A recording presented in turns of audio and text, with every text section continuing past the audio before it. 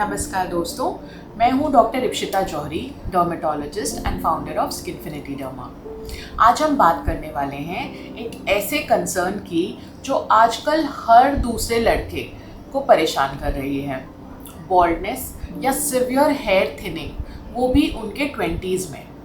एक वक्त था जब हेयर फॉल सिर्फ 40s के बाद आता था, लेकिन अब 22-23 साल के लड़के क्लिनिक में आके कहते हैं, मैम मेरी हेयरलाइन पीछे जा रही है और कॉन्फिडेंस भी।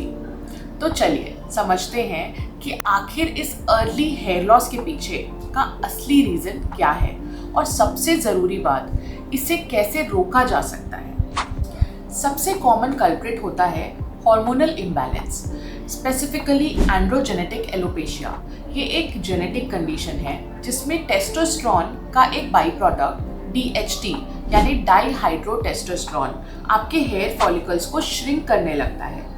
अगर आपके पापा, चाचा, दादा या मामा, नाना को अर्ली बॉल्डनेस थी तो चांसेस हैं कि आपको भी सेम पैटर्न फॉलो करना पड़ सकता है।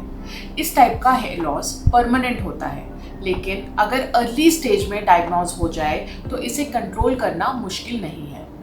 हेयर लॉस का दूसरा बड़ा रीज़न है आपका lifestyle. Junk food, alcohol, smoking और नींद की कमी, ये सब फ्री रेडिकल्स को ट्रिगर करते हैं जो कि बॉडी के लिए हार्मफुल हैं और जो डायरेक्टली आपके स्कैल्प के ब्लड फ्लो और हेयर फॉलिकल को डैमेज करते हैं। और सबसे बड़ा एनिमी स्ट्रेस। आजकल के बॉयज़, चाहे वो स्टूडेंट्स हो या वर्किंग प्रोफेशनल्स, हर किसी को करियर और पर्सनल लाइफ का प्रेशर है।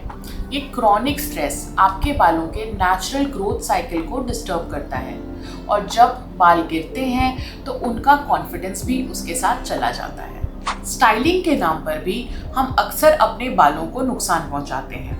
Hair gels, waxes, hair setting sprays, सब में हार्श केमिकल्स होते हैं जो स्कैल्प को ड्राई और इरिटेटेड बना देते हैं।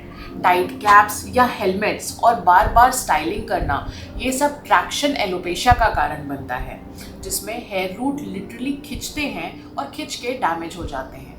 जिम जाने वाले लड़कों को स्टेरॉइड्स यूज़ करते देखा गया है।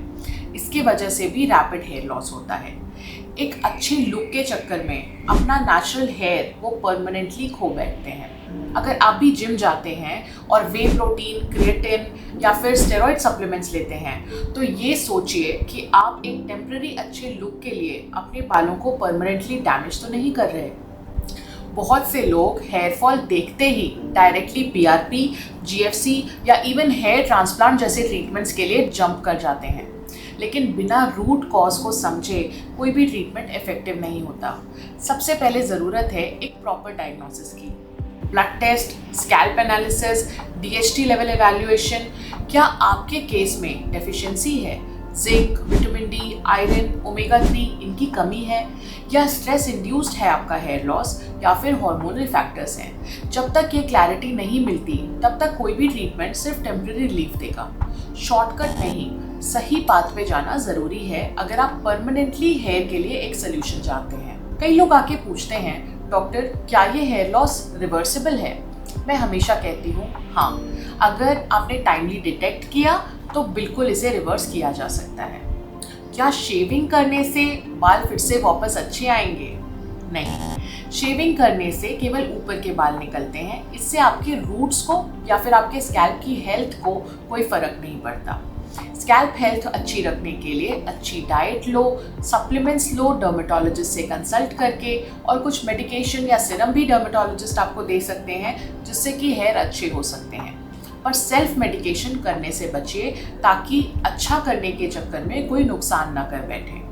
तो दोस्तों, अगर आप भी 20s में हैं और हेयर फॉल फेस कर रहे हैं, पैनिक मत करिए, एक्शन लीजिए। हर बॉल्डनेस का एक सोल्यूशन होता है, बस ज़रूरत है सही वक्त पे समझने और स्टेप लेने की। अर्ली इंटरवेंशन से ही long term hair preservation possible है। अगर वीडियो आपको हेल्पफुल लगी हो तो ज़रूर इसे लाइक और शेयर करिए अपने दोस्तों के साथ जिन्हें सिमिलर प्रॉब्लम्स हो, ताकि उनकी भी आप हेल्प कर सकें। आपकी हेयर फॉल जर्नी कैसी रही, या आपकी हेयर फॉल जर्नी में अगर आपको कोई मदद चाहिए तो मुझे नीचे कमेंट्स में पूछिए, या फिर आप क्लिनिक पे मुझे मिल सकते हैं या कॉल करके अपॉइंटमेंट ले सकते हैं। तब तक के लिए स्टे हेल्दी, स्टे कॉन्फिडेंट। नमस्कार।